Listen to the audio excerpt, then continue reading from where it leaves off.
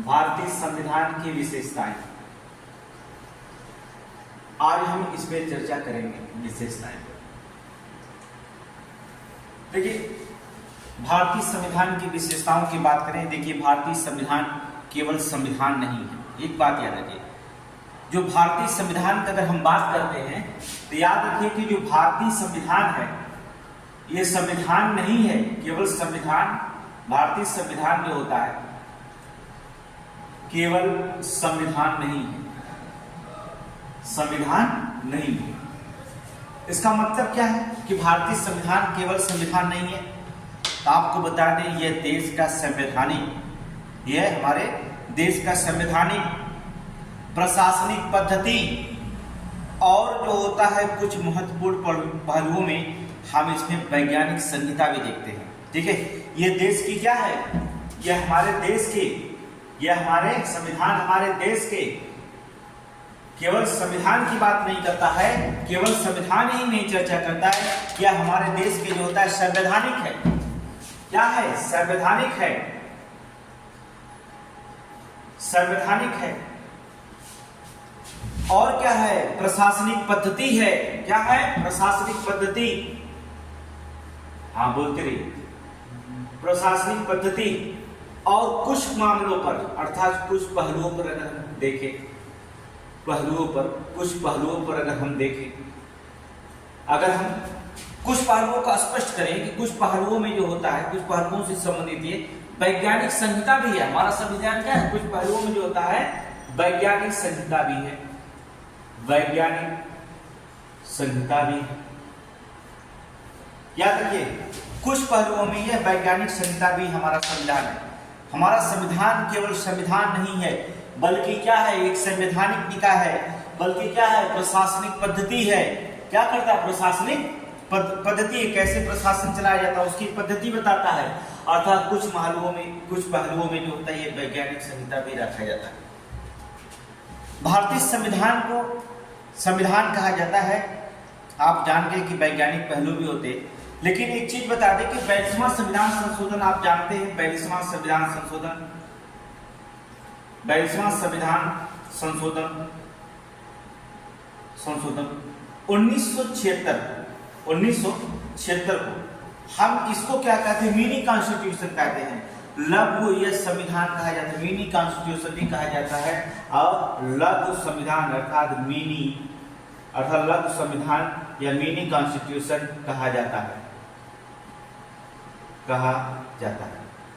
याद रखिएगा कि विशेषताएं हम सिर्फ चर्चा कर रहे हैं और विशेषताएं आप करेंगे। एक क्वेश्चन 100% आता है हर एक एग्जाम में, इसके बिना एग्जाम नहीं होता। अगर संविधान की विशेषताएं ना पूछा जाए तो क्या एग्जाम में पूछा जाएगा? विशेषताएं पूछा जाता है हर एग्जाम में। अर्थात 42वां संविधान संशोधन 1976 को हम लघु या मिनी कॉन्स्टिट्यूशन की संज्ञा देते हैं। अर्थात इसे लघु संविधान या मिनी संविधान कहा जाता है। हमने बताया कि ये हमारा संविधान जो होता है केवल संविधान ना रह करके हमारा संवैधानिक है, प्रशासनिक पद्धतियां हैं, कुछ पहलुओं में क्या है? वैज्ञानिक संहिता की श्रेणी में रखा जाता है। देखेंगे इसकी विशेषता और रूपरेखा की aगर हम बात करते हैं, चलिए आज हम इसकी विशेषता और रूपरेखा के बारे में चर्चा करते हैं। भारतीय संविधान की विशेषता और रूपरेखा के बारे में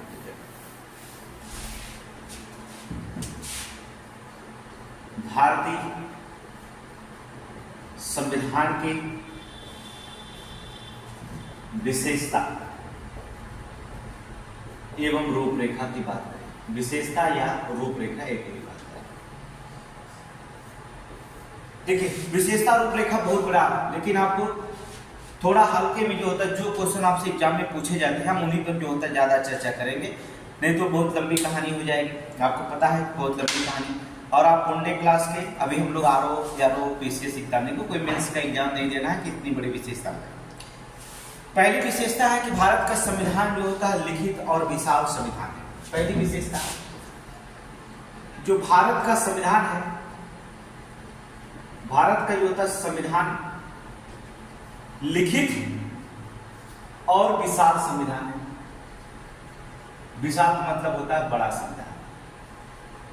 लिखित और विशाल संविधान, लिखित और विशाल संविधान होने का कारण क्या है? इसमें पहली कारण है कि भारत के संविधान के उधार का थैला भी कहा जाता है। भारत के संविधान को जो होता है, अगर देखा जाए कि भारतीय संविधान को जो होता है हम कह सकते हैं उधार का थैला भी कहा जाता है, उधार का थैला भी कहा जाता है। कभी कभी क्वेश्चन ये भी पूछा जाता है भारतीय संविधान को जो होता है वकीलों का संविधान कहा जाता है, वकीलों का संविधान कहा जाता है। कहने का मतलब होता है वकीलों का संविधान कहा जाता है भारतीय संविधान को, या भारतीय संविधान को जो होता उधार का थैला अर्थात उधार का पिटारा कहा जाता है। ऐसा क्यों कहा जाता है उधार का थैला? जब हम संविधान का निर्माण कर रहे थे अर्थात तब हमने संविधान को जो होता निर्माण करते समय कौन कौन से अच्छे स्रोत थे वहां से हमने 60 देशों का अध्ययन किया था। याद रखिएगा कितने देशों का? 60 देशों का अध्ययन किया था। 60 देशों का संविधान हमने पढ़ा। कितने देश का? 60 देश का संविधानों का जो होता अध्ययन किया, और जो भारत के अनुकूल हो, जो चीज भारत के अनुकूल रही, यहाँ की जनता के लिए रही, यहाँ प्रशासनिक शासन व्यवस्था को सुचारू रूप से चलाने के लिए रही, उसी को हमने क्या कर लिया अपने भारतीय संविधान में वहां से स्रोत रखा गया। अभी हम आगे बताएंगे कि कौन सा स्रोत कहां से लिया गया था। ठीक है, कुल मिलाकर के 11 देशों का स्रोत जो था हमारे यहाँ अपनाया गया था। ठीक है, लेकिन जो था कुछ स्रोत हमने भी बनाया है जो आगे चर्चा हम करेंगे। तो ये भारत का सबसे लिखित वर्षा संविधान होने का एक कारण ये भी है कि जो होता है 60 देशों के संविधानों का अध्ययन करके अलग अलग देशों का अलग अलग स्रोत है। दूसरा है उधार का थैला इसलिए कहा जाता क्योंकि हमने 60 देशों के संविधान का अध्ययन किया, जो वहां से अच्छी अच्छी चीजें रही, आपके अच्छे स्रोत रहे, जो हमारे यहाँ जनता के अनुकूल रहे, वहां से हमने क्या करते वो हमने वहां से अपना लिया। इसलिए बड़ा होने का एक रीजन ये भी होता है। वकीलों का संविधान, संविधान सभा के निर्माण के समय कहा जाता है कि 75% लोग जो संविधान सभा के निर्माण में संविधान बना रहे थे सब के सब जो थे वकील थे, अर्थात LLB सबने क्या रखा था। इसलिए कहा जाता है कि भारत का संविधान को जो होता है वकीलों के संविधान के नाम से भी जाना जाता है। भारत के संविधान को क्या कहेंगे? वकीलों के संविधान कहा जाता है। भारत का लिखित और विशाल संविधान होने का एक कारण होता है, दूसरी होता है क्या है? लिखित संविधान। जो लिखित संविधान में अगर देखा जाए तो हमारे यहाँ मूल संविधान में देखा जाए, अगर हम मूल संविधान की बात करेंगे, थोड़ी सी चर्चा देखेंगे। बड़ा होने का कारण क्या है कि मूल संविधान में जब हम बनाए थे उस समय अनुच्छेद आर्टिकल 395 जो होता हमने आर्टिकल बनाया था। ठीक है, 395 आर्टिकल बनाए। भाग कितने रखा था? 22 को रखा था। 22 395 आर्टिकल 22 भाग थे। और अनुसूचियां कितनी रखे थे? अनुसूचियां हमने रखा था कितना? 8 रखे थे। अगर हम वर्तमान के परिप्रेक्ष्य में देखा जाए, वर्तमान में तो अनुच्छेद जो होता अगर देखेंगे तो 395 अनुच्छेद ही, भाग अगर देखेंगे तो 22 ही भाग, और इसमें देखेंगे अगर अनुसूचियों की संख्या देखा जाएगा तो अनुसूची की संख्या 12, 8 से बढ़कर के कितना हुई? 12 वर्तमान। लेकिन क्वेश्चन पूछने का जो तरीका एग्जाम में होता है वो अलग चीज हो जाता है। जैसे क्या होगा, अगर आपने देखा भी एक पेपर हुआ था उसमें पूछा गया कि भारत में गणना की दृष्टि से जो होता है कितने भाग। अब यहाँ गणना के मूल संविधान में नहीं पूछा कि कितने भाग हैं, भारत के संविधान में कितने भाग, ये नहीं पूछा। क्वेश्चन बढ़ा दिया कि भारत के संविधान में गणना के दृष्टि से कितने भाग। अब लड़के 22 भाग मारे, मामला गड़बड़ हो गया। 22 भाग। अब गणना की दृष्टि से पूछा जाए तो 22 भाग, लेकिन जो होता अगर इसमें देखा जाए तो आप अगर गणना की दृष्टि पूछे तो 22 भाग नहीं तो बल्कि क्या 25 भाग होगा। देखिए हम आपको कुछ देखते हैं कैसे क्वेश्चन पूछा जाता है। जैसे एक मैप बना देते हैं, आप समझिए।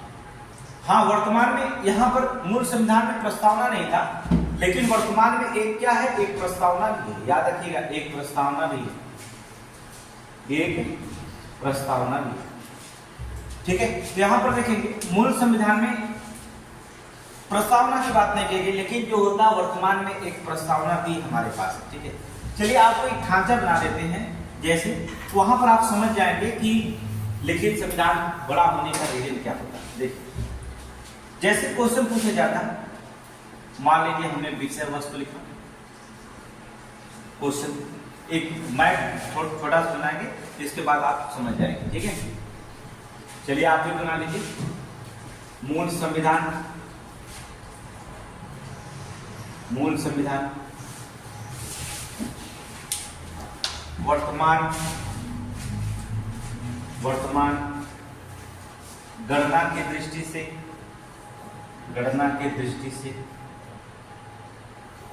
अब देखिए, अगर आपसे पूछता है विषय वस्तु में देखिए, मूल संविधान वर्तमान और गणना की दृष्टि से पूछा जाता है। अगर भाग पूछता है कितने भाग हैं मूल संविधान में, तो आप मूल संविधान में 22 भाग माने। वर्तमान में कितने भाग हैं, वर्तमान में भी 22 भाग हैं। लेकिन अगर कहीं गणना की दृष्टि से पूछ दिया तो आपके कितने भाग माने जाएंगे, 25 भाग। गणना की दृष्टि से क्या करेंगे, 25 भाग। तो मूल संविधान में 22 भाग है, वर्तमान में भी 22 भाग है, गणना की दृष्टि से अगर देखेंगे तो 25 भाग है।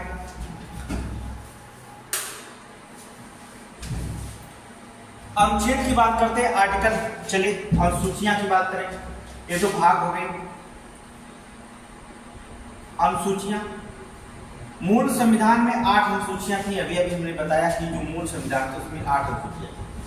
वर्तमान में कितनी अनुसूचियां हैं, 12 अनुसूचियां हैं। गणना की दृष्टि से भी 12 अनुसूचियां हैं, और भी अनुसूचियां बढ़ाने की बात चल रही है। हो सके तो और अनुसूचियां 14 अनुसूचियां किया जाए, अभी बात की बात है। अनुच्छेद की बात करते हैं। मूल संविधान में 395 अनुच्छेद है। अगर वर्तमान में भी देखा जाता है तो 395 अनुच्छेद है, लेकिन अगर गणना की दृष्टि से अगर पूछ दिया जाता तो 465 अनुच्छेद की बात करता है। 465 अनुच्छेद। अगर कभी कभी एग्जाम में थोड़ी सी मिसप्रिंट हो जाता है, 465 नहीं देता है, तो कहता है कि भारत में गणना की दृष्टि से कितने अनुच्छेद है, तो आप वहां पर दे देता विकल्प में 470 अनुच्छेद। लगभग में 470 अनुच्छेद वर्तमान में। कितने, 470 अनुच्छेद। अगर पूछता है परिशिष्ट की संख्या कितनी है, अर्थात परिशिष्ट, अगर कभी एग्जाम में पूछ दिया परिशिष्ट की संख्या कितनी है, तो मूल संविधान में 5 परिशिष्टियां हैं, आज भी 5 परिशिष्टियां, गणना की दृष्टि से भी 5 परिशिष्टियां। तो पहला चीज होता है कि लिखित और विशाल संविधान होने के कारण 395 अनुच्छेद, 22 भाग, 12 अनुसूचियां, ठीक है। इतने बड़े होने के कारण एक भी ये बनता है लिखित संविधान और इसका रीजन होता है। जबकि अगर अमेरिका की तुलना किया जाए तो अमेरिका में आप यूएसए की बात करते हैं तो अमेरिका में केवल 7 अनुच्छेद, बस आप जानते हैं अमेरिका में 7 अनुच्छेद, केवल 7 अनुच्छेद है, इसी पर होता है। और हमारे यहाँ 395। सोचिए कितना फर्क है, बहुत ज्यादा फर्क। पहले क्यों हो गया, तो पहला विशेषता क्या हमने बताया, भारत का संविधान लिखित है और विशाल संविधान होता है। पहले एक एक की गणना कर लेते हैं, पहले जान लेते हैं कि जो होता है। दूसरा जो होता है विशेषता क्या है, हमारे यहाँ संसदीय सरकार होती है। दूसरा जो होता है क्या, हमारे यहाँ संसदीय सरकार है। आप बता दें कि जो संसदीय सरकार है, जैसे लोकसभा, राज्यसभा, संसद के 3 अंग बताए जाते हैं। एक तो लोकसभा होता है, एक राज्यसभा होता है, राष्ट्रपति भी जो होता है संसद का अभिन्न माना जाता है। संसदीय सरकार का मतलब होता है किस पर आधारित है, तो आपको बता दें ये बेस्ट मिनिस्टर पर आधारित है। याद रखना, बेस्ट मिनिस्टर पर आधारित है। संसदीय सरकार किस पर आधारित है, बेस्ट मिनिस्टर पर आधारित है, बेस्ट मिनिस्टर पर आधारित है। अब देखिए आरओ का पेपर होगा, जैसे हमने कहा कि अभी सूचना आप कल पाए आप कि जो आरओ का पेपर और ये आरओ का पेपर जो होता है, यहाँ पर देखते थे 2 घंटे का जो जीएस होता था 140 क्वेश्चन का, और 1 घंटे का जो होता था क्या होता था, हिंदी होती थी। अब ये दोनों जो होता है जोड़ दिया गया। 1 घंटे में जो होता है 60 क्वेश्चन जो लगना था वो आपको 3 घंटे का क्वेश्चन दे दिया गया। 3 घंटे का क्वेश्चन जो 140 और 60 मिलकर के 200 क्वेश्चन दे दिए। अब आपको एक बार बैठने के बाद जो होता 3 घंटे में 200 क्वेश्चन को सॉल्व करना, ऑब्जेक्टिव रहेंगे एमसीक्यू। अब हम करेंगे। इसमें कुछ नुकसान भी होते हैं, कुछ फायदा भी होते हैं। नुकसान तो कम दिखता है लेकिन फायदा ज्यादा दिखता है। यहाँ पर जो होता है 2.5 से 3 घंटे का जो गैप देता था, इसमें लड़के बैठ करके थोड़ी सी देख लेते थे, निगाहें दौड़ा लेते थे, क्वेश्चन को रिपीट कर लेते थे, और उस समय दिमाग एकाग्र होता है और एक ही फोकस चलता है जब कि आप अगला 2.5 घंटे में एग्जाम है। इसलिए लड़कों को जो भी पढ़ते हैं वहां तुरंत जो होता है उन्हें याद बढ़ जाती है। तो यहाँ पर थोड़ी सी नुकसान होगा कि वो समय नहीं मिलेगा। दूसरी चीज होता है फायदे की बात करते हैं। फायदा कहाँ हुआ है आपको, तो फायदे की बात अगर हम जान जाए तो देखा जाए कि जो 1-2.5 घंटे का जो समय था, 1 घंटे का जो प्रश्न होता था 60 क्वेश्चन हिंदी का, इसमें लड़के 30 मिनट में क्वेश्चन को सॉल्व कर लेते थे। हद से ज्यादा 35 मिनट का सॉल्व कर लेते थे। 25 मिनट वो पहले ही सॉल्व करके जो होता है हिंदी के क्लास में जो होता है बैठ जाते। अब ये 25 मिनट जो होता है, पहले आप हिंदी सॉल्व करेंगे, अब ये 25 मिनट जो होता है आप समय यूज करेंगे किस पर? जीएस को यूज करेंगे, अर्थात 140 क्वेश्चन पर चर्चा। तो यहाँ पर जीएस जो क्वेश्चन कम समय मिलता था, जिसका क्वेश्चन छूट जाता था या क्वेश्चन सही से नहीं या निर्णय नहीं ले पाता था, वो सारे क्वेश्चन अब क्या करेगा? यहाँ पर निर्णय लेगा। तो ये जो होता 25 मिनट होगा। तो यहाँ पर तो फायदा होगा। अब 1 साल 2 साल से तैयारी कर रहे हैं तो ये 2.5 घंटा कोई माने नहीं रखता है। आपको अगर 1 साल लेता है तो फायदा ही आपको दिखता है। 3 घंटा अगर बैठने की प्रैक्टिस है। चलिए दूसरा होता संसदीय सरकार हमारे पास ना, कुछ मामलों में जो होता है कठोर है और क्या है? कठोर एवं लचीला भी है। कठोर और लचीला भी संविधान है। कुछ मामलों में कठोर है तो कुछ मामलों में जो होता है लचीला है। मूल अधिकारों का हमारे पास क्या व्यवस्था है? कुछ आपके संविधान हमें क्या करते हैं? मूल अधिकार दिया गया, अर्थात मूल अधिकारों की व्यवस्था है। हमारे यहाँ क्या आपको कुल मूल अधिकार दिए गए हैं, ठीक है? 6 मूल अधिकार, 7 मूल अधिकार थे। आपको मूल अधिकारों की संख्या कितनी थी? 7। मौलिक कर्तव्य 11, मूल अधिकार की संख्या कितनी? 7 थी, जिसमें आपको एक संविधान 44वें संविधान संशोधन 1978 द्वारा एक संविधान संशोधन को हटा दिया गया था, जिसे कहा जाता है वित्तीय जो होता है, जो आर्टिकल 300 का में रखा गया यहाँ से, ठीक है? इसकी चर्चा हम करते हैं, ठीक है? क्योंकि यहाँ पर जाएंगे तो फिर भड़क जाएगा, मामला गड़बड़ हो जाएगा। मूल संविधान को दूसरा एकीकृत एवं स्वतंत्र न्यायपालिका हमारे पास है। एकीकृत एवं स्वतंत्र न्यायपालिका क्या है? हमारे पास जो एकीकृत है और स्वतंत्र न्यायपालिका, ये भी संविधान की सबसे बड़ी जो होती है विशेषता है। दूसरा है समाज के कल्याण के लिए हमने नीति निर्देशक तत्व का सिद्धांत अपनाया है। नीति निर्देशक सिद्धांत भी है हमारे यहाँ क्या? नीति निर्देशक सिद्धांत को अपना, ये समाज के कल्याणकारी राज्यों को बात करता है। आर्टिकल में रखा था, आगे पढ़ेंगे। इसके बाद हमने कुछ यहाँ पर संविधान में मौलिक कर्तव्य को भी रखा गया।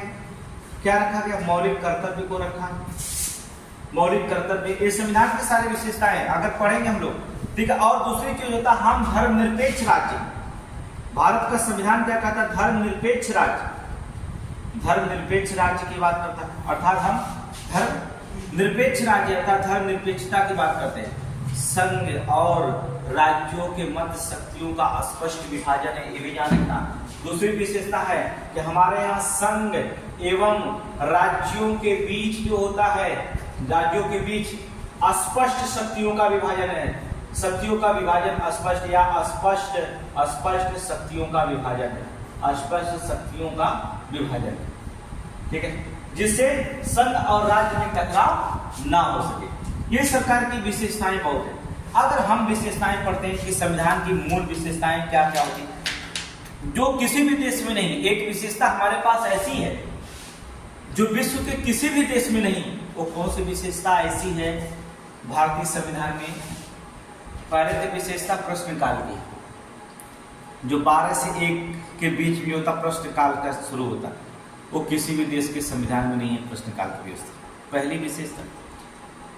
एक जो था हमारे पास विशेषता एक और है जो किसी भी देश के संविधान में नहीं है। वो कौन है? त्रिस्तरीय सरकार। पता है आपको? त्रिस्तरीय सरकार इसकी किसी भी देश में नहीं है। कौन सी विशेषता है? त्रिस्तरीय सरकार। त्रिस्तरीय सरकार, त्रिस्तरीय सरकार, त्रिस्तरीय सरकार। ये त्रिस्तरीय सरकार बलवंत राय मेहता समिति के द्वारा बनाई गई। त्रिस्तरीय सरकार की व्यवस्था किसने किया था? बलवंत राय मेहता समिति। बलवंत राय मेहता समिति। ये त्रिस्तरीय में था 1957। त्रिस्तरीय व्यवस्था ये किसी भी देश में नहीं। त्रिस्तरीय सरकार में होता है, कहा जाए तीन, विश्व में किसी भी देश के पास त्रिस्तरीय सरकार की व्यवस्था नहीं है, हमारे यहाँ त्रिस्तरीय सरकार की व्यवस्था। याद रखिए इस पे क्या किया गया, इसको जोड़ा कब गया संविधान में, आपको बताया गया कि 73वें और 74वें संविधान संशोधन 73वें और 74वें संविधान संशोधन 1992 याद रखना। 73वां और 74वां संविधान संशोधन 1992 के माध्यम से जो होता है के माध्यम से त्रिस्तरीय सरकार की जो होती है क्या की गई, व्यवस्था की गई। त्रिस्तरीय सरकार की होता व्यवस्था की गई। हमने बताया प्रावधान किया गया जो विश्व के किसी भी संविधान में नहीं है। हमने बताया है कि जो विश्व के किसी भी संविधान में नहीं है, किसी भी संविधान में नहीं है, सबसे बड़ी व्यवस्था हमारे पास है, विश्व के किसी भी संविधान में नहीं है। याद रखिएगा एक बात, एक विशेषता, सबसे बड़ी विशेषता आपको मिली त्रिस्तरीय सरकार की व्यवस्था। बलवंत राय मेहता समिति 1997 की रिपोर्ट के अनुसार हमारे यहाँ त्रिस्तरीय सरकार की व्यवस्था की गई थी जो विश्व के किसी भी संविधान में नहीं है। 73वां और 74वें संविधान संशोधन 1992 के माध्यम से जो होता कहा जाए इसका प्रावधान किया गया। त्रिस्तरीय इसमें जो होता त्रिस्तरीय व्यवस्था में जो होता भाग 9वां जोड़ा गया। भाग 9 जोड़ा गया। यहाँ पर भाग 9 जोड़ा गया।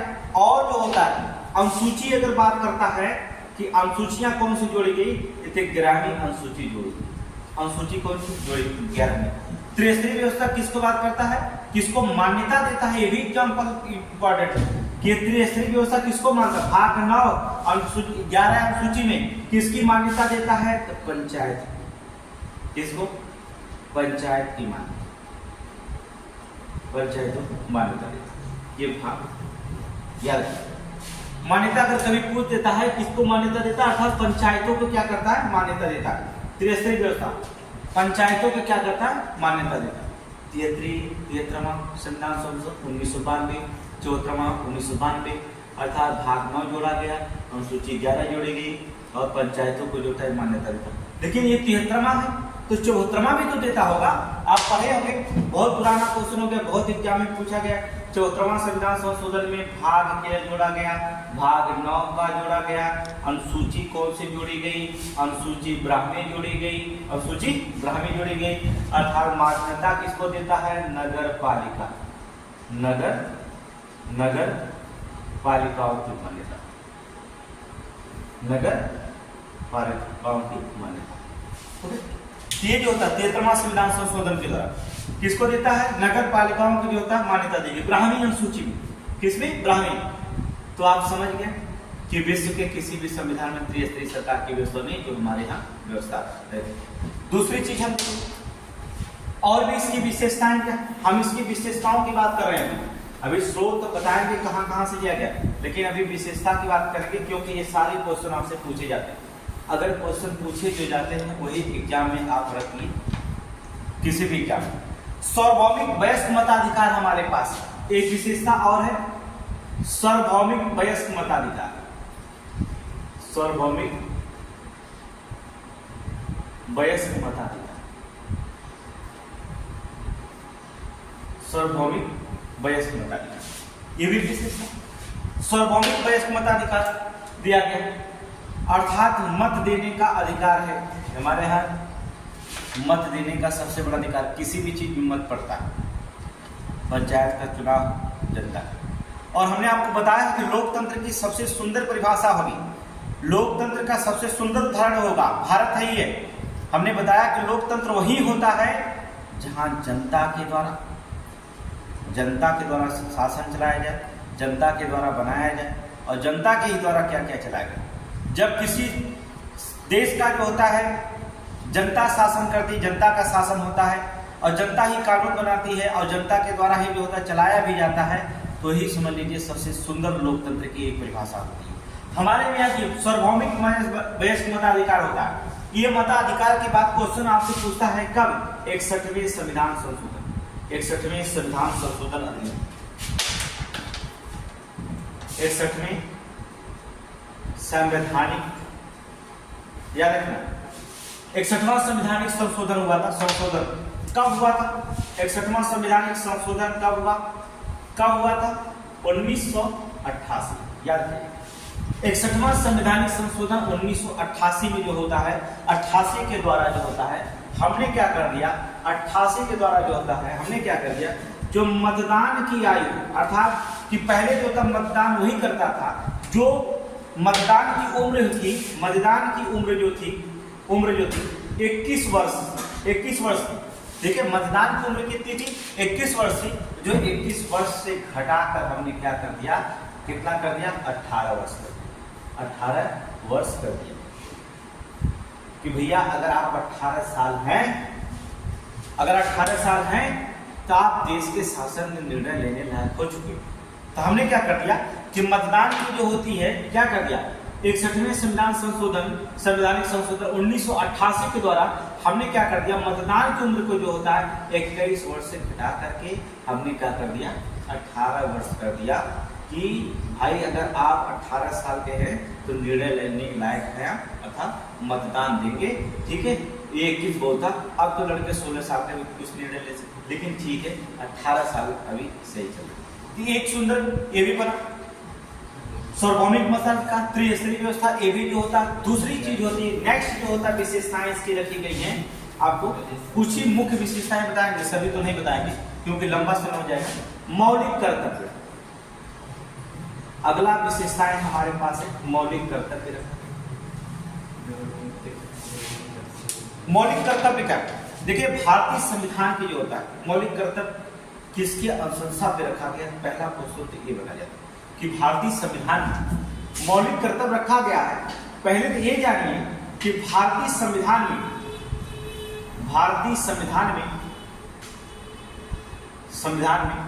ये मौलिक कर्तव्य किसके अनुशंसा पे रखा गया था? इसकी जो होता है किसने सिफारिश की थी?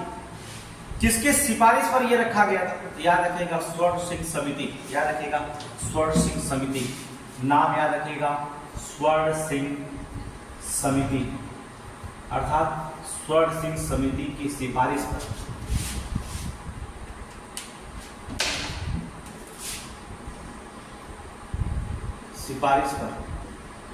अब ये क्वेश्चन पूछेगा स्वर्ण सिंह समिति अर्थात जो मौलिक कर्तव्य है कहां से लाया गया? स्वर्ण सिंह समिति की सिफारिश पर जो होता है हमने भारतीय संविधान में मौलिक कर्तव्य रखा। क्वेश्चन ये पूछा था कब रखा? सिफारिश के बाद जो था, सिफारिश के बाद। ये भी पूछा जा सकता है कि कब जो होता स्वर्ण सिंह समिति लाई गई थी। अब यहाँ से क्वेश्चन मान लो कब जोड़ा गया? 1976 में जोड़ा गया। कब? 1976 में जोड़ा गया।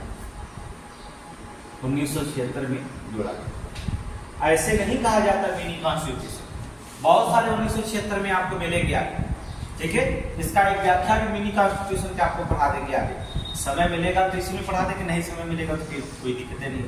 तो यहाँ पर देखेंगे कि भारतीय संविधान में स्वर्ण सिंह समिति की सिफारिश के बाद जो था 1976 में जो था मौलिक कर्तव्य को जोड़ा गया था। मौलिक कर्तव्य जोड़ा गया। 86वें संविधान संशोधन, याद रखिएगा एक चीज और, 86वें संवैधानिक संशोधन याद रखिए कब? 2002 में। 2002 में एक जो होता है एक और मौलिक कर्तव्य जोड़ा गया था। 2002 में एक और मौलिक कर्तव्य को जोड़ा गया था। मौलिक कर्तव्य को जोड़ा गया था।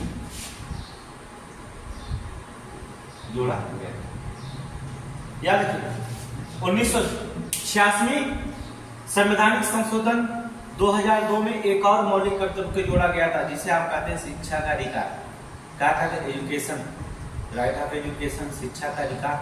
वहां जोड़ा गया 6 से 14 वर्ष के बच्चों को निःशुल्क और अनिवार्य शिक्षा।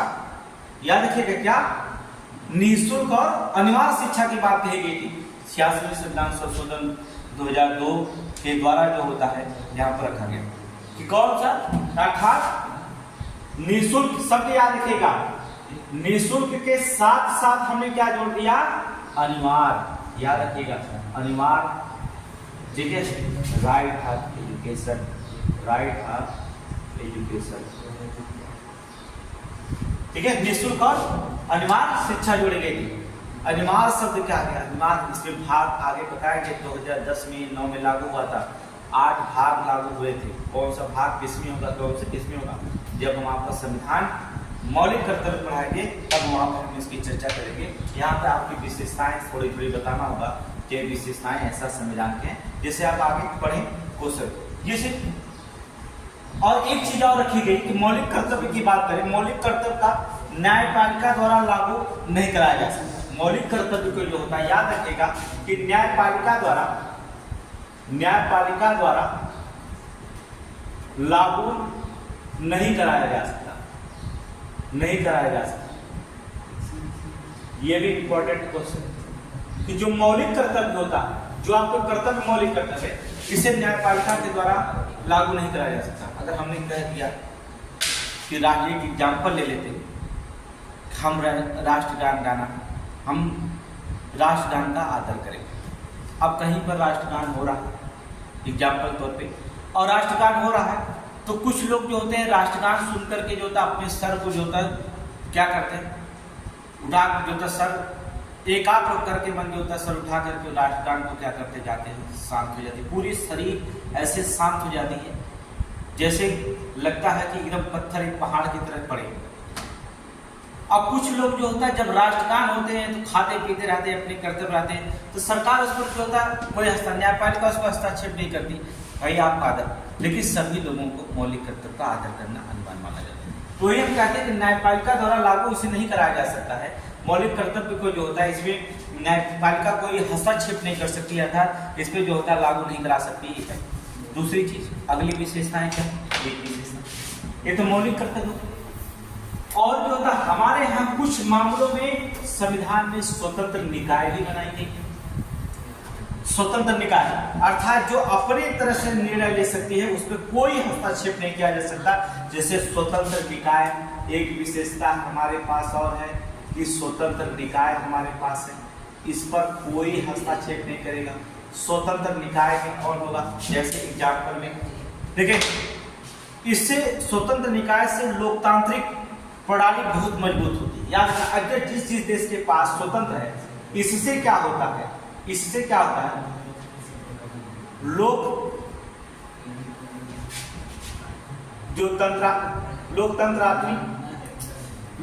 प्रणाली जो होती है मजबूत होती है। याद रखना, कहने को होता है लोकतांत्रिक प्रणाली, तांत्रिक लिख लो सही रहेगा, लोकतांत्रिक, ठीक है, लोकतंत्र। अगर जहां स्वतंत्र निकाय हो ना, वहां पर पहली बात होती है कि लोकतंत्र जो होता है, लोकतांत्रिक प्रणालियां जो होती हैं बहुत मजबूत होती है, स्वतंत्र। कोई चीज किसी व्यक्ति को अगर निर्णय लेने के लिए दिया रहा है और निष्पक्ष अगर निर्णय लेता है, किसी के पक्ष में नहीं, अगर वो निष्पक्ष निर्णय लेता है तो ये समझ लीजिए कि इससे लोकतंत्र मजबूती होता है। ना इधर तो ना, जो सही है वो सही है। तो हमारे यहाँ एक विशेषता है, संविधान की सबसे बड़ी एक विशेषता है कि स्वतंत्र निकाय में कि इसमें लोकतांत्रिक प्रणाली मजबूत होती है। इसमें कौन कौन से होंगे, जैसे हमने कह दिया लोकतंत्र स्वतंत्र निकाय में कौन होगा, चुनाव आयोग। आप देखिए चुनाव आयोग जो होता है, भारतीय चुनाव आयोग जो होता है स्वतंत्र निकाय, लेकिन कुछ मामलों में जो होता है देखेंगे राजनीतिक हस्तक्षेप जो देख रहे हैं 5 साल से जो होता है चुनाव आयोग पर बार बार उंगली उठते रह रहे हैं। भारत में भी जो होता है, भारत की बात करें कि चुनाव आयोग जो होता है निष्पक्ष होता है, स्वतंत्र निकाय है, लेकिन आप देख रहे हैं 4-5 सालों से जो होता है ये कहा जाने लगा कि चुनाव आयोग जो होता है निष्पक्ष चुनाव नहीं कराता। इस पर भी जो होता है उंगलियां धीरे धीरे क्या करने लगी, उठने लगी, ठीक है। लेकिन फिर जो होता है यहाँ पर लोकसभा चुनाव हुआ, जिसमें जो होता है चुनाव आयोग जो होता है इस बार जो होता है किसी भी पार्टी की जो होता है उंगली नहीं उठाई, ये निष्पक्ष चुनाव हुआ। तो क्या करेंगे हम, दूसरा चुनाव आयोग। दूसरी चीज होता है नियंत्रक एवं महालेखा परीक्षक, नियंत्रक, यहाँ महालेखा परीक्षक अभी भी इस पे जो होता है, इस पर भी जो होता है उंगलियां ज्यादा उठे। इससे जो होता है नियंत्रक महालेखा परीक्षक को जो होता है एक व्यक्ति ने जो होता है बिजली में बंद तोते से जो होता है तुलना कर दिया कि नियंत्रक महालेखा परीक्षक सरकार में जो होता है बिजली में तोते बंद करती है, उसे इसको बंद करती है। अभी देखेंगे इस पे जो होता है क्या क्या नियंत्रक महालेखा परीक्षक, ये भी जो होता है इस पर भी उंगलियां उठने लगी हैं। स्वतंत्र निकाय देख रहे हैं, पार्टियां अगर देख रहे हैं कि चुनाव आयोग को कोई दोष देता, कोई यहाँ देता, बहुत सारे मीडिया में चलती है इसका। दूसरे क्या होता है और भी स्वतंत्र निकाय है, संघ लोक सेवा आयोग, संघ लोक सेवा आयोग स्वतंत्र निकाय है, इस पर कोई हस्तक्षेप नहीं करता है। संघ लोक सेवा आयोग, राज्य लोक सेवा आयोग, राज्य लोक सेवा आयोग।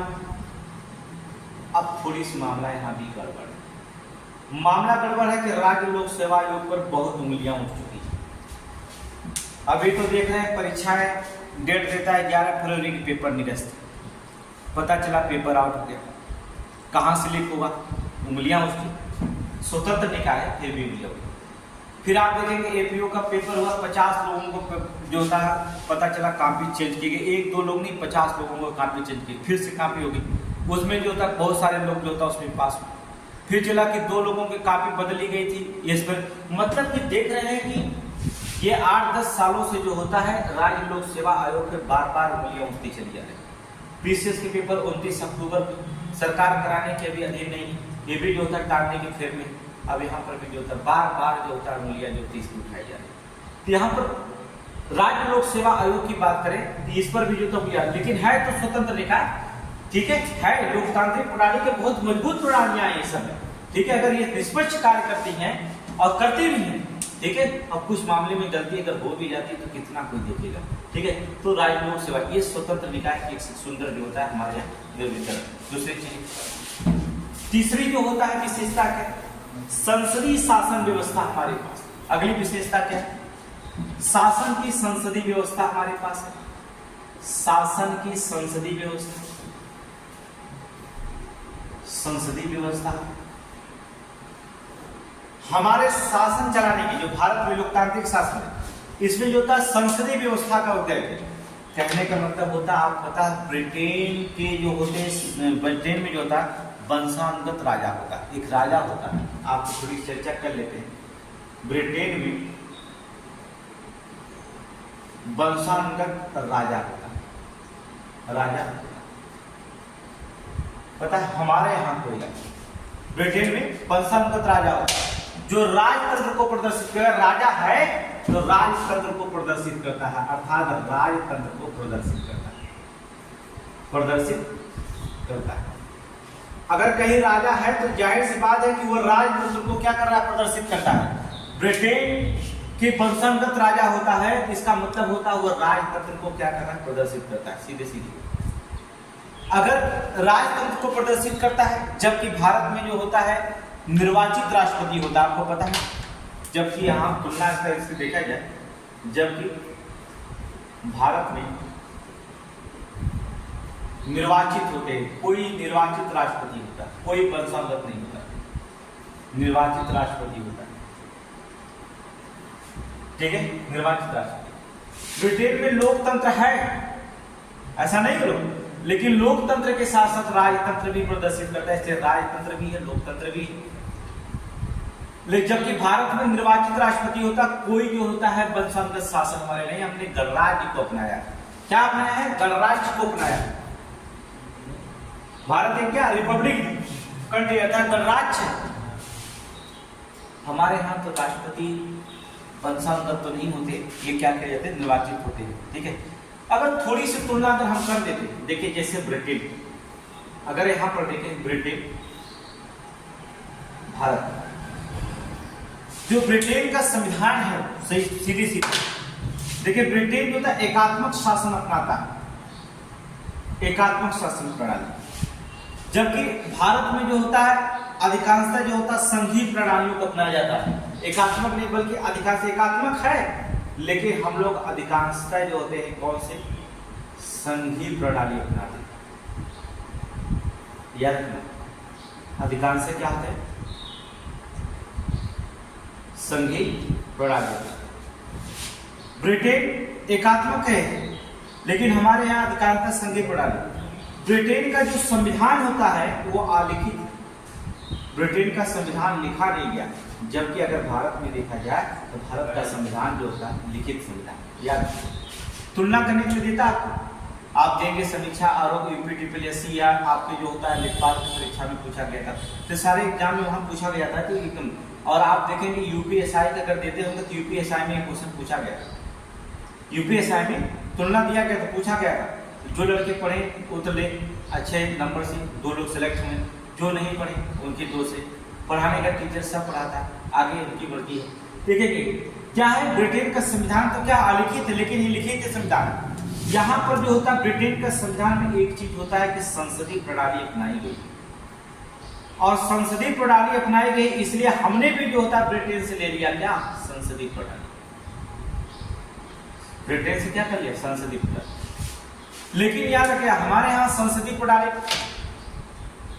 ब्रिटेन में संसदीय प्रणाली, अगर यही अमेरिका का कर दिया जाए, अगर अमेरिका की बात कर दिया जाए तो वहां पर जो होता अध्यक्षीय प्रणाली, अध्यक्षीय प्रणाली रखा गया, संसदीय नहीं बल्कि क्या अध्यक्षीय प्रणाली को जो होता है क्या कर दिया गया, अपनाया गया अमेरिका में।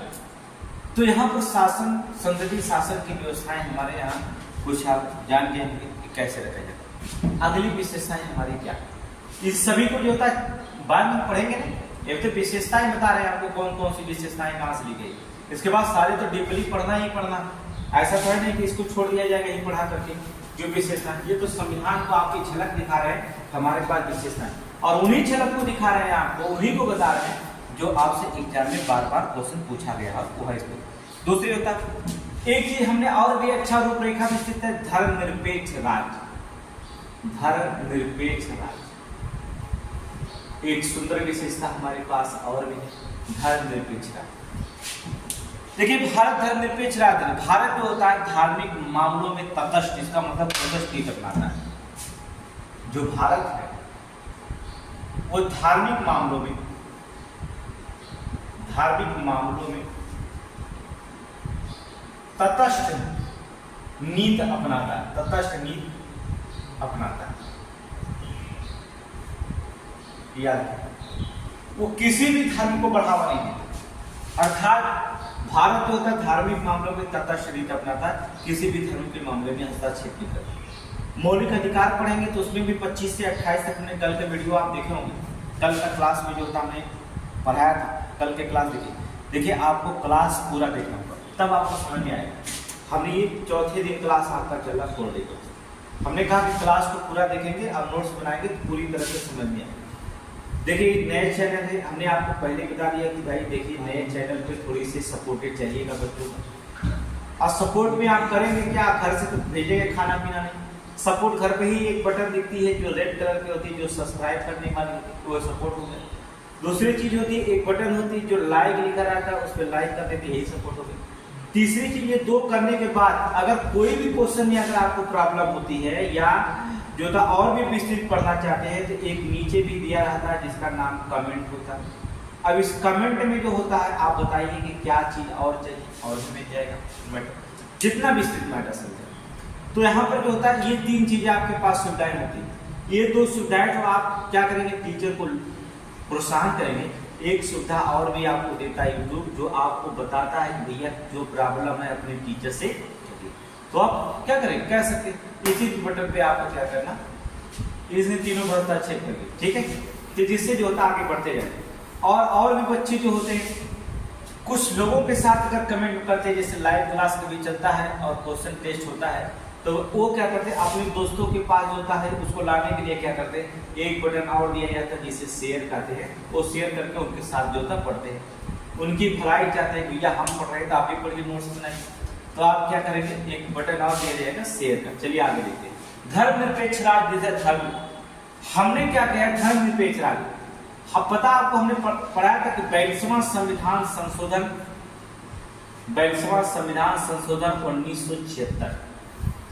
1976 कि 1976 में जो होता है के द्वारा जो होता प्रस्तावना में जो हमने जोड़ा के द्वारा जो होता है 1976 के द्वारा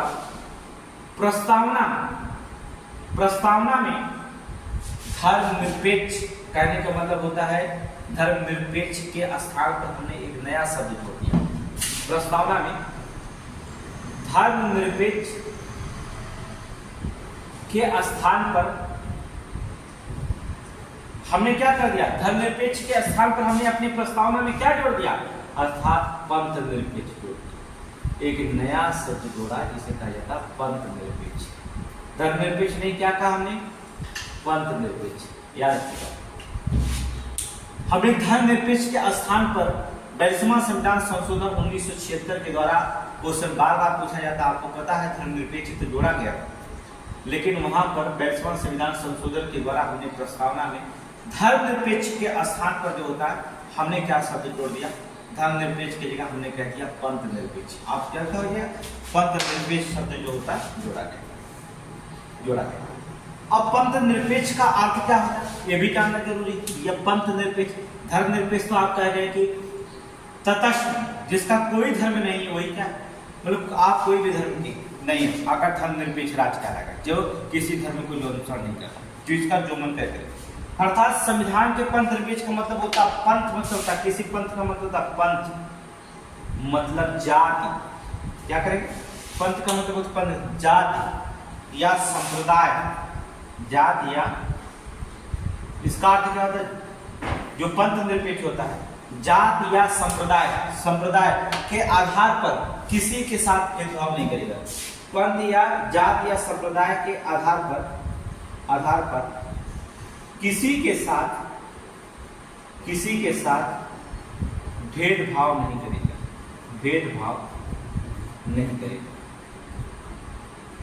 पंथ निरपेक्ष, यहाँ पर पंथ निरपेक्ष जोड़ने का कारण मतलब होता है कि पंथ हो गया अर्थात जाति या संप्रदाय, धर्म भी आ गया, किसी भी संप्रदाय का हो, चाहे मुस्लिम हो, चाहे सिख हो, चाहे जैन हो, चाहे ईसाई हो, ठीक है, चाहे हिंदू हो, किसी भी धर्म के हो, अर्थात संप्रदाय को या किसी भी जात के हो, जात में रखेंगे किसी भी जात का हो, इस पे जो होता भेदभाव नहीं करेगा, पंथ निरपेक्ष का अर्थ होगा। यहाँ धर्म निरपेक्ष केवल धर्म की बात होती थी, यहाँ पंथ निरपेक्ष हो गए, जात और संप्रदाय की बात होने लगी, तो हमने क्या कर दिया, सोचा कि 42वां संविधान 1976 के द्वारा सरकार ने कहा देखिए धर्म निरपेक्ष के स्थान पर हम अपनी प्रस्तावना में एक पंथ निरपेक्ष शब्द को जोड़ेंगे, अर्थात उन्होंने क्या कर दिया, पंथ निरपेक्ष शब्द अपना लेंगे, इसी पर भेदभाव है। अब हम बात करते हैं कि ये तो आपकी कुछ विशेषताएं हैं, अब संविधान में कहां से किस स्रोत लिया गया, संघ और राज्यों के जो होता है, देखिए संविधान में हमने बताया 60 देशों से जो होता है संविधान का हमने नकल किया। अब देखिए संविधान का स्रोत की बात करते हैं, कहाँ लिया गया, यहाँ से क्वेश्चन पूछा जाता है, कुछ जो मुख्य क्वेश्चन होते हैं उन्हीं पर हम चर्चा करेंगे, ठीक है, जो एग्जाम में ज्यादा पूछे गए उन्हीं पर जो होता है चर्चा करेंगे, और सभी पर जो होता है टाइम है, ठीक है। संविधान के स्रोत कहने के संविधान के विभिन्न स्रोत, संविधान के विभिन्न स्रोत,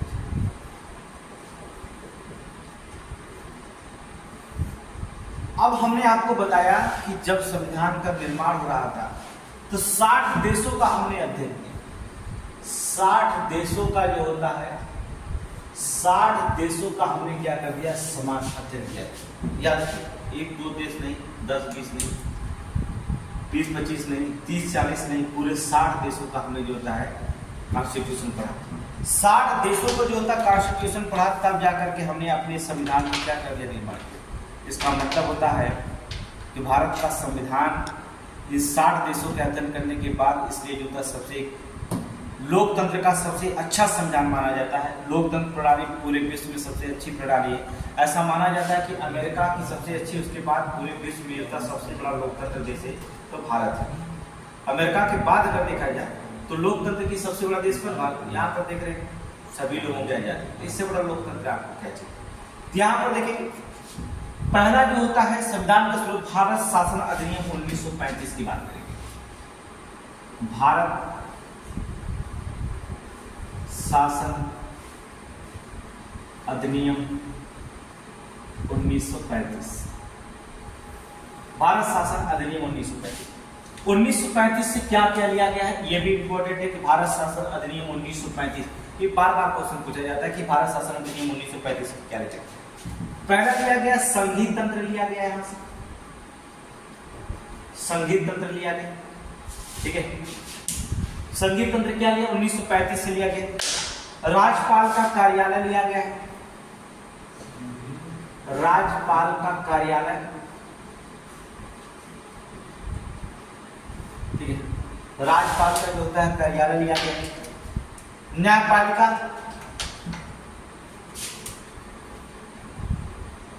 न्यायपालिका देखिए, संघीय तंत्र में संघीय तंत्र, राज्यपाल का कार्यालय, न्यायपालिका, लोक सेवा आयोग, लोक सेवा आयोग, और देखिए लोक सेवा आयोग के साथ जो होता है प्रशासनिक विवरण भी जो होता है अधिनियम 1935 के द्वारा लिया गया। प्रशासनिक विवरण, प्रशासनिक विवरण, ये सभी का ये जो होता है भारत शासन अधिनियम 1935 से लिया गया। संघीय तंत्र, राज्यपाल का कार्यालय, न्यायपालिका और लोक सेवा आयोग और प्रशासनिक विवरण जो होता है, ये सबके सब जो होते हैं कहां से लिया गया? भारत सरकार अधिनियम 1935 अर्थात भारत शासन अधिनियम 1935 लिया गया। ठीक है, अब आपको बता दें कि ऐसा माना जाता है भारत शासन अधिनियम 1935 का जो संविधान में जो होता है, अगर कहा जाए कि सबसे अच्छा स्रोत क्या है, तो 65% स्रोत जो होता है यहीं से मिलता है, भारत शासन अधिनियम 1935 के तहत। अब हमने संघीय तंत्र ले लिया गया भारत संविधान में, राज्य का कार्यालय, राज्यपाल का कार्यालय हो ही गया, न्यायपालिका हो गई, लोक सेवा आयोग हो गए, प्रशासनिक विरोध हो गए, तो बचा क्या? सब कुछ तो अधिनियम 1935 से हमने ले लिया। ठीक है, तो 65% जो होता हमने क्या कर दिया, भारत शासन अधिनियम 1935 से लिया गया। केवल इसका मतलब निकलता है कि 35% केवल जो होता है जो इस 60 देशों से अध्ययन करके लिया अर्थात विदेशों से लिया। तो कभी पूछा जाता है कि लगभग भारत के संविधान के जो स्रोत कितने प्रतिशत लगभग विदेशों से लिया गया, तो हमें लगता है 35%। 65 से 70% हमने अधिनियम 1935 से लिए थे, तो 35% बचा है, तो 35% आप क्या करेंगे, इसको मार्क्स लगभग। तो एग्जाम में कुछ भी पूछ सकता है, उसका ऊपर भाई। अगला है ब्रिटेन के संविधान से। ठीक है, ब्रिटेन के संविधान से क्या लिया गया? ब्रिटेन के संविधान, ठीक है, ब्रिटेन के संविधान से संघीय शासन, संघीय शासन। देखिए जो एग्जाम में ज्यादा पूछा जाए उसी को हम रखा जाए, जो था संघीय शासन पद्धति लिखिएगा, पूरा लिखिएगा, संघीय शासन पद्धति। ठीक है, संघीय शासन पद्धति, विधि का शासन या कानून का शासन, कुछ भी कह सकते हैं, विधि का शासन। कभी कभी एग्जाम में विधि की जगह जो होता कानून का शासन देता। एकल नागरिकता, एकल नागरिकता, मंत्रिमंडल प्रणाली, मंत्रिमंडल अर्थात कैबिनेट, कैबिनेट प्रणाली। ठीक है, चाहे मंत्रिमंडल कहे, हर कैबिनेट प्रणाली की बात करता है, कैबिनेट जो होता है मंत्रिमंडल प्रणाली। संसदीय विशेषाधिकार, संसदीय विशेषाधिकार, संसदीय विशेषाधिकार। ठीक है, संसदीय अर्थात विशेषाधिकार। द्विसदनी प्रणाली, हमारे यहाँ भी द्विसदनी प्रणाली है, अर्थात द्विसदन, ये भी लिया गया यहीं से, द्विसदनी प्रणाली, द्विसदनी प्रणाली। तीसरी चीज होता है द्विसदनी प्रणाली अर्थात रीट जारी करने की विधि या अधिकार, रीट जारी करने का अधिकार, रीट जारी करने का अधिकार, अधिकार। अब देखेंगे क्या कहने का मतलब होता है ब्रिटेन का ये संविधान है, ब्रिटेन के संविधान से हमने इतने चीज लिया था। संघीय शासन पद्धतियां हमने लिया, विधि का शासन अर्थात कानून का शासन लिया, एकल नागरिकता को हमने रखा, मंत्रिमंडल अर्थात कैबिनेट प्रणाली को लिया, संसदीय विशेषाधिकार लिया, द्विसदनी प्रणाली को अपनाया और रीट जारी करने का अधिकार भी जो होता हमने क्या से लिया, ब्रिटेन के संविधान से लिया।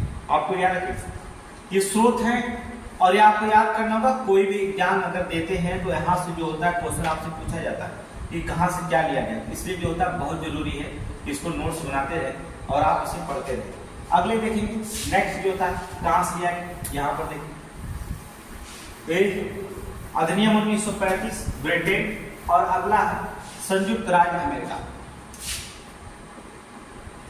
संयुक्त राज्य अमेरिका,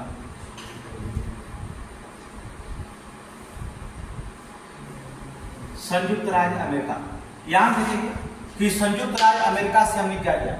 पहला चीज हमने मोस्ट इंपॉर्टेंट होता है संयुक्त राज्य अमेरिका से हमने लिया मौलिक अधिकार। बहुत इंपॉर्टेंट है क्योंकि मौलिक अधिकार बार बार क्वेश्चन पूछता है कि भारत के संविधान में मौलिक अधिकार किससे लिया गया। मौलिक अधिकार के साथ और भी इंपॉर्टेंट होता है स्वतंत्र न्यायपालिका। स्वतंत्र न्यायपालिका, ठीक है। मौलिक अधिकार स्वतंत्र न्यायपालिका, इसको जरूर आप याद रखिएगा। और जो होता है न्यायिक समीक्षा, राष्ट्रपति पर महाअभियोग भी लिख लीजिएगा, राष्ट्रपति पर महाअभियोग,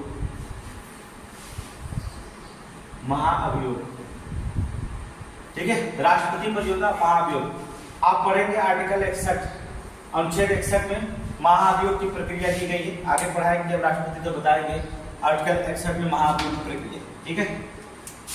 न्यायिक समीक्षा, स्वतंत्र न्यायपालिका का न्यायपालिका हमारे पास है तो न्यायिक समीक्षा हम दूसरे से नहीं लेने जाएंगे। अर्थात क्या न्यायिक समीक्षा भी जो होता है हमने कहां से लिया, अमेरिका से। न्यायिक समीक्षा, राष्ट्रपति पर महाअभियोग, न्यायिक समीक्षा, उपराष्ट्रपति का पद, उपराष्ट्रपति का पद, उपराष्ट्रपति का पद हमने एक से लिया। अर्थात अमेरिका के संविधान से उपराष्ट्रपति का पद, सर्वोच्च न्यायालय या उच्च न्यायालय के न्यायाधीशों को पद से हटाने की प्रक्रिया, ठीक है। सर्वोच्च एवं उच्च न्यायालय, उच्च न्यायालय के न्यायाधीशों, न्यायाधीशों को हटाने की प्रक्रिया, हटाने की प्रक्रिया। ये इतना इंपॉर्टेंट है कहां कहां से लिया गया है यहां पर। अर्थात संयुक्त राज्य अमेरिका से हमने मौलिक अधिकार लिया, स्वतंत्र न्यायपालिका लिया, राष्ट्रपति पर महाअभियोग प्रक्रिया लिया, न्यायिक समीक्षा लिया, उपराष्ट्रपति का पद लिया, सर्वोच्च न्यायालय और उच्च न्यायालय के न्यायाधीशों को हटाने की प्रक्रिया। ये सभी जो होते हैं संयुक्त राज्य अमेरिका के संविधान से लिए गए, अर्थात यूनाइटेड ऑफ अमेरिका, ठीक है। यूएसए से हमने लिया है, यूनाइटेड स्टेट ऑफ अमेरिका। अगला है आयरलैंड का संविधान। आयरलैंड का संविधान,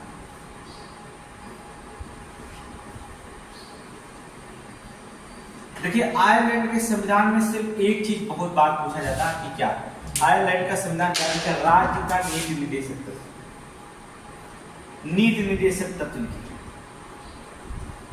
नीति निर्देशक तत्व। ये बार बार हर एक एग्जाम में पूछता है कि नीति निर्देशक तत्व जो होता है कहां से लिया गया है, अर्थात नीति निर्देशक तत्व कहां से लिया गया, आयरलैंड के संविधान से लिया गया। राष्ट्रपति की चुनाव प्रक्रिया,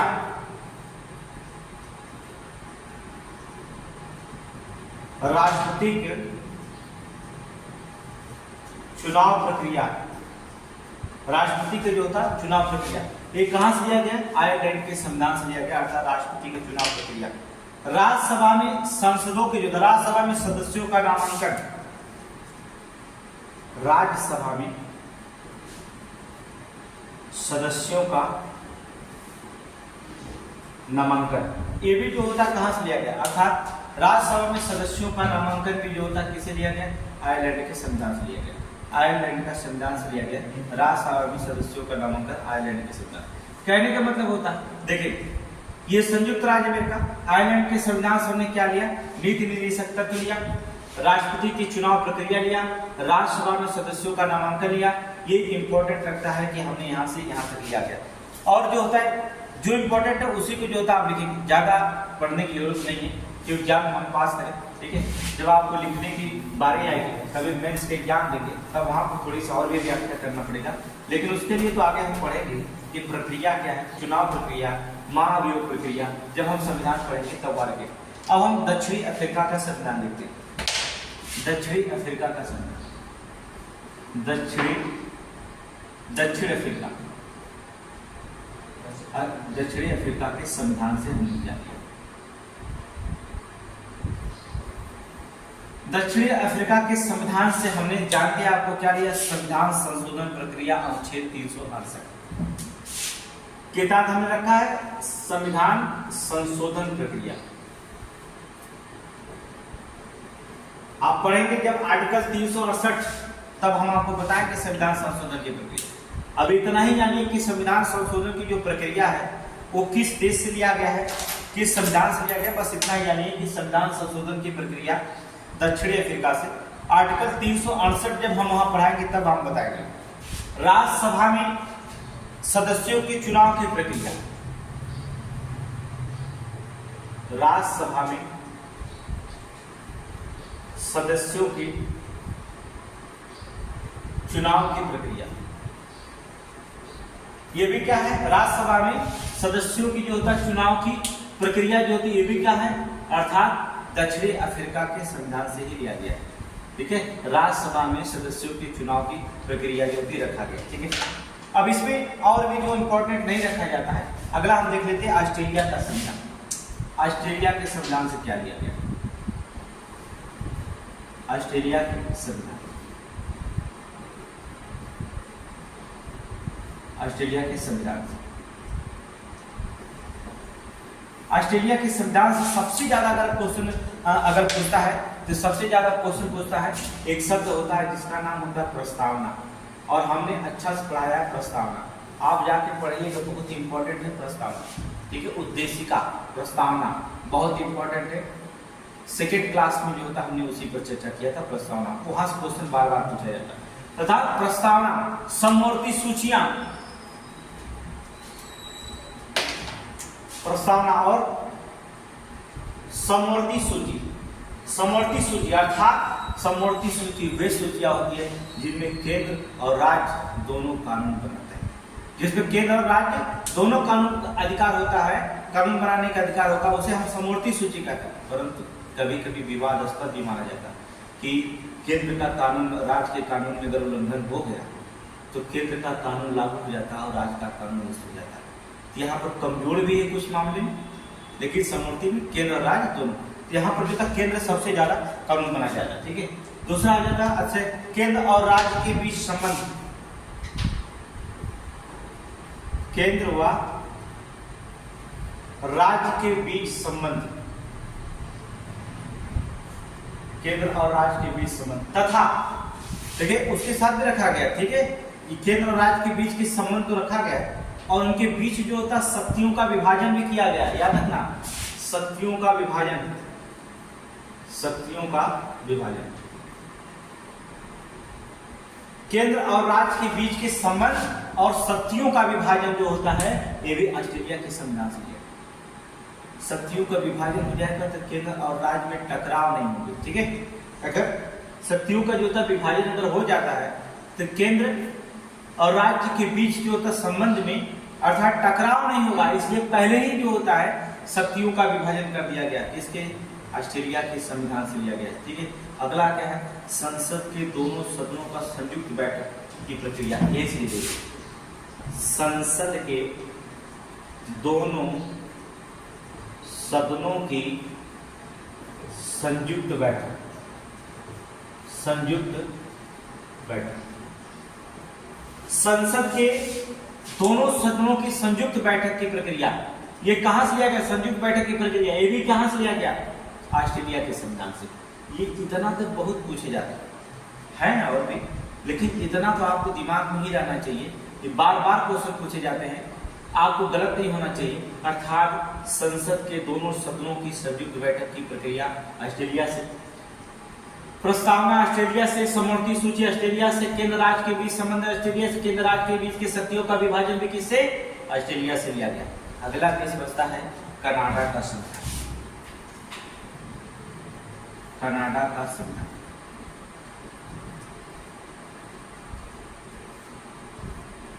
कनाडा का, अब देखिए कनाडा के संविधान से जो था हमने क्या लिया, संधि व्यवस्था अपनाया। संधि व्यवस्था हमने कनाडा के संविधान से लिया। और भी देखिए कल संधि व्यवस्था के साथ हमने केंद्र द्वारा राज्यपालों की नियुक्ति,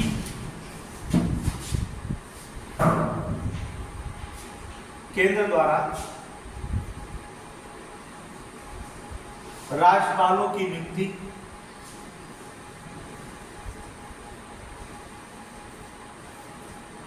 केंद्र द्वारा जो था राज्यपालों की नियुक्ति।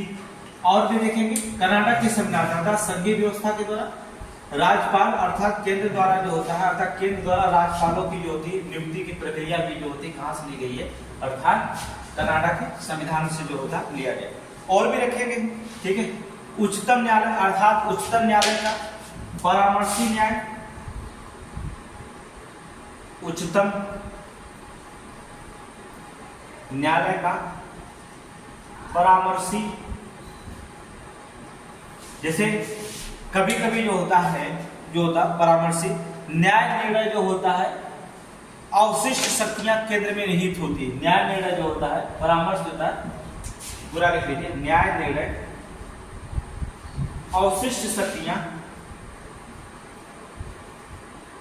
अवशिष्ट शक्तियां लिख लीजिए।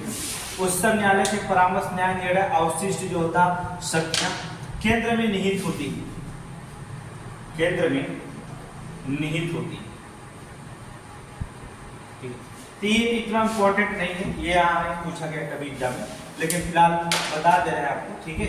लेकिन याद रखिएगा संघीय व्यवस्था और केंद्र द्वारा राज्यपालों की नियुक्ति, ये सबसे ज्यादा क्वेश्चन पूछा गया केंद्र द्वारा राज्यपाल कनाडा के संविधान से दिया गया। तो आप देखिए दक्षिणी अफ्रीका का संविधान, ऑस्ट्रेलिया के संविधान और कनाडा के संविधान, अभी 2-3 और संविधान दिया गया, वहां पर भी चर्चा कर लेते जो इम्पोर्टेंट।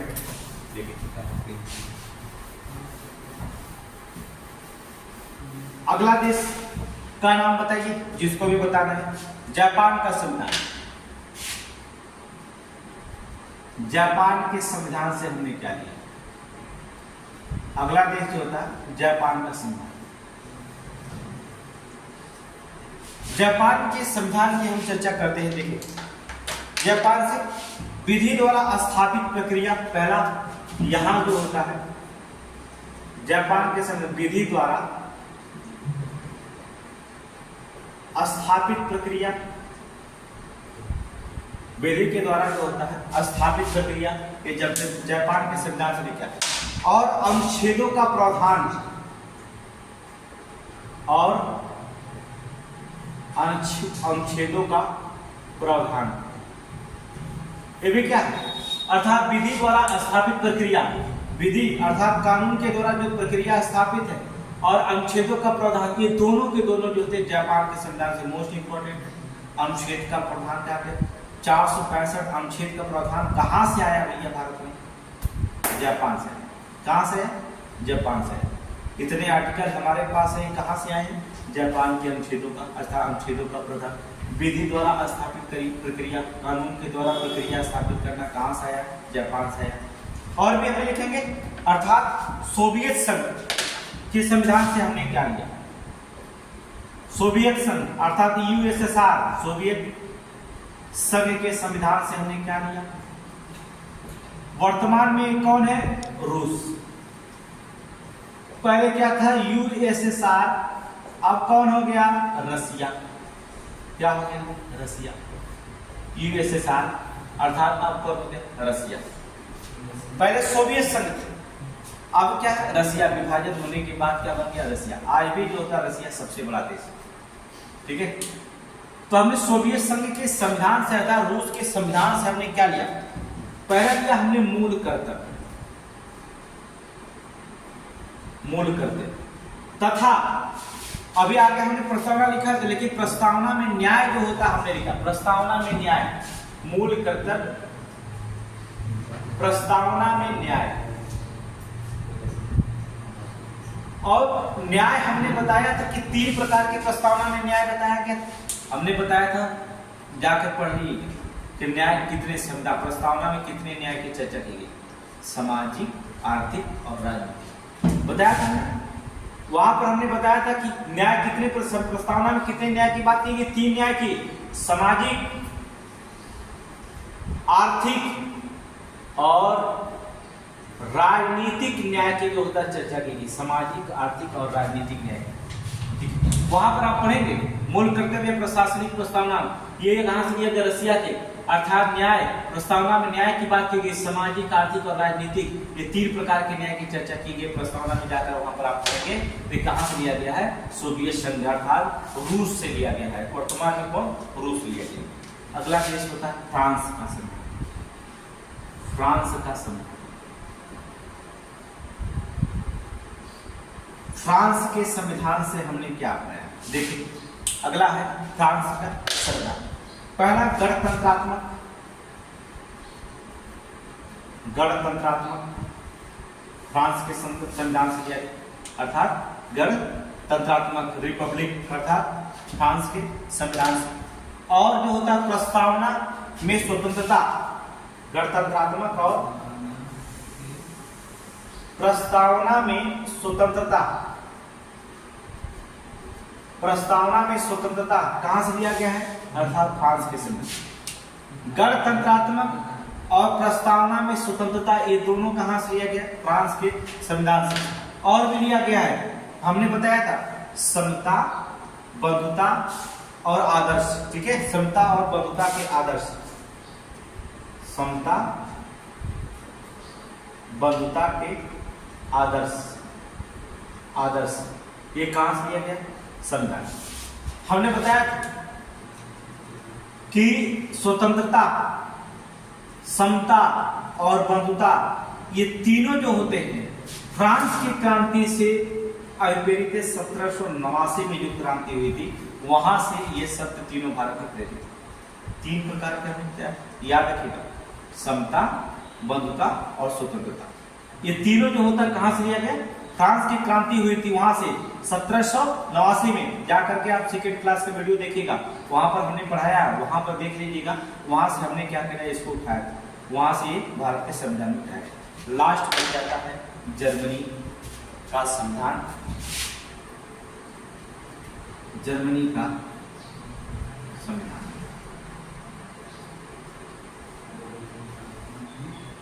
जर्मनी का संविधान आपातकालीन उपबंध लिया गया है, आपातकालीन उपबंध। अब देखिए हमारे यहाँ 3 प्रकार के आपातकालीन उपबंध, आपको पता है कि 3 प्रकार के आपातकालीन उपबंध की बात की गई। राष्ट्रीय आपातकाल, पहला होता है राष्ट्रीय आपातकाल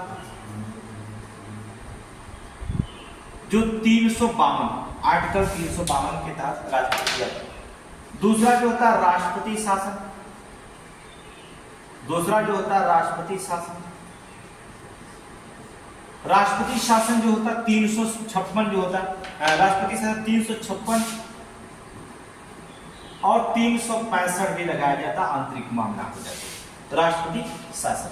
और तीसरा जो होता है वित्तीय आपातकाल, वित्तीय आपातकाल जो आर्टिकल 360 की चर्चा करता है। भारत में राष्ट्रपति शासन और राष्ट्रीय आपातकाल ये सभी लगा दिया गया, लेकिन आज तक इतिहास में जो था कभी वित्तीय आपातकाल नहीं लगा। अब हम यहाँ जानते हैं कि जर्मनी के संविधान से आपातकालीन उपबंध लिया गया है, लेकिन याद रखिएगा आपातकालीन उपबंध जरूर लिया गया है, लेकिन जो होता है राष्ट्रीय आपातकाल लिया गया, राष्ट्रपति शासन लिया गया, लेकिन वित्तीय आपातकाल जर्मनी से नहीं लिया गया। ये भी याद है, वित्तीय आपातकाल कभी अगर पूछा जाता है जर्मनी आपातकालीन उपबंध जर्मनी से लिया गया, इनमें से कौन नहीं लिया गया, तो वित्तीय आपातकाल नहीं लिया गया। वित्तीय आपातकाल जो था जर्मनी के संविधान से नहीं लिया गया, अर्थात राष्ट्रपति अर्थात राष्ट्रीय आपातकाल और राष्ट्रपति शासन ये दोनों लिया गया, लेकिन आर्टिकल 360 वित्तीय आपातकाल जर्मनी से नहीं लिया गया। तो ये तो संविधान के स्रोत। आज थोड़ा लंबा क्लास चला, 45 मिनट की क्लास होती है, बहुत लंबे क्लास चल चुके। कल हम पढ़ेंगे संघ और राज्य का विलय। पहला चैप्टर शुरू होगा भाग 1, और 1 से 4 तक पढ़ेंगे। कल जो था संविधान का पहला चैप्टर जो था वहां से शुरू होगा। अब ये तो अभी संविधान का था, इसके बाद जो था कभी टाइम मिलेगा तो संवैधानिक विकास पढ़ाएंगे, ठीक है। तो कल से जो होता आपका क्लास